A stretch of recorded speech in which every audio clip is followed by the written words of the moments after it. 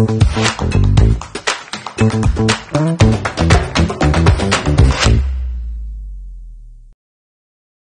everyone, let's begin our lesson. Assalomu alaykum. Keling, bugungi darsimizni boshlaymiz. Today we will learn about a lot of, much and many.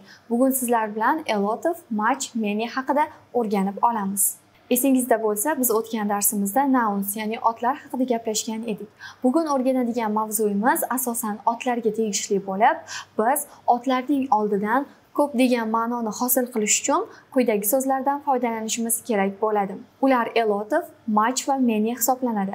Hozir ularning birma-bir qanday holatda ishlatilishini ko'rib chiqamiz. A lot of ko'p degan ma'noda countable plural noun, ya'ni sanaladigan ko'plikdagi otlar oldidan yoki uncountable nouns, sanalmaydigan otlar oldidan ishlatiladi.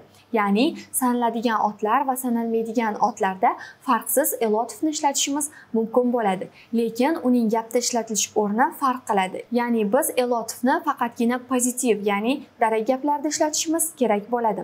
Misolga e'tibor beradigan bo'lsak, she has got a lot of books. Uning ko'p kitoblari bor.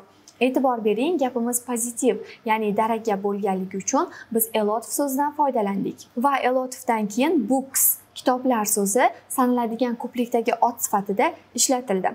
Ikkinchi misolga e'tibor qaratadigan bo'lsak, there is a lot of milk in the fridge. Muzlatgichda ko'p sut bor. E'tibor bering, bu gapimiz ham darak gap hisoblanadi va a lot of so'zidan keyin milk so'zi sanalmaydigan ot sifatida ishlatildi. Much va manydan esa biz so'roq va inkor gaplarda ko'p degan ma'noni ifodalash uchun foydalanamiz. Biz muchdan keyin uncountable nouns, ya'ni sanalmaydigan otlar ishlatishimiz kerak bo'ladi. E'tibor bering, muchdan keyin siz sanaladigan ot ishlatmasligingiz kerak bo'ladi. Va ta'kidlab o'tganim biz muchdan negative or question, inkor yoki so'roq gaplarda foydalanamiz. Misolga e'tibor qaratadigan bo'lsak, is there much sugar in your coffee? Sizning kofingizda ko'p shakar bormi?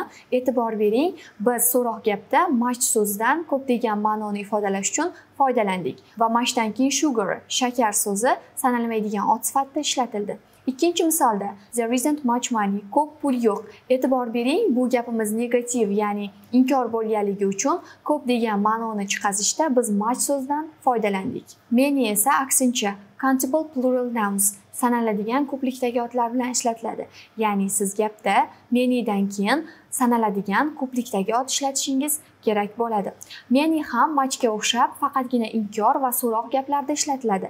Darak gaplarda biz much va manydan emas, balki a lot of'dan foydalanishimiz kerak bo'ladi. Misollarga e'tibor qaratamiz. Are there many people in the swimming pool? Suzish havzasida ko'p odamlar bormi? E'tibor bering, biz so'roq gap bo'lganligi uchun many so'zidan foydalandik va manydan keyin people, odamlar so'zi sanaladigan ko'plikdagi ot sifatida ishlatildi. Ikkinchi misolimizda I haven't many friends, mening ko'p do'stlarim yo'q. Bu gapimiz ham inkor gap bo'lganligi uchun manydan foydalandik va manydan keyin friends so'zi sanaladigan ko'plikdagi ot sifatida ishlatildi.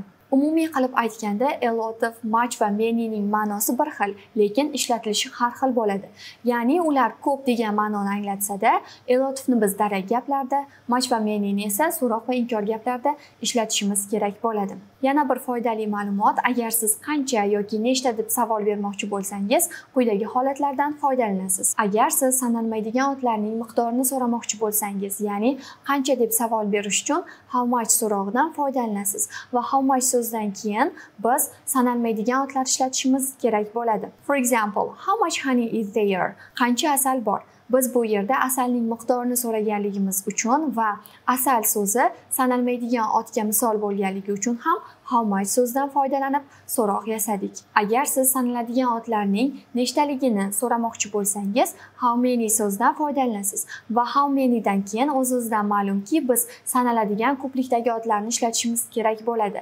Ya'ni how many students are there? Nechta talaba bor? E'tibor bering, biz how manydan keyin students, ya'ni talabalar so'zini sanaladigan ko'plikdagi ot sifatida ishlatdik. Bugungi darsimiz mana shulardan iborat edi. Endi siz a lot of, much, manydan foydalanib otlarning miqdorini, ya'ni ko'pligini ifodalay olasiz. Keyingi darslarda ko'rishguncha xayr, salomat bo'ling.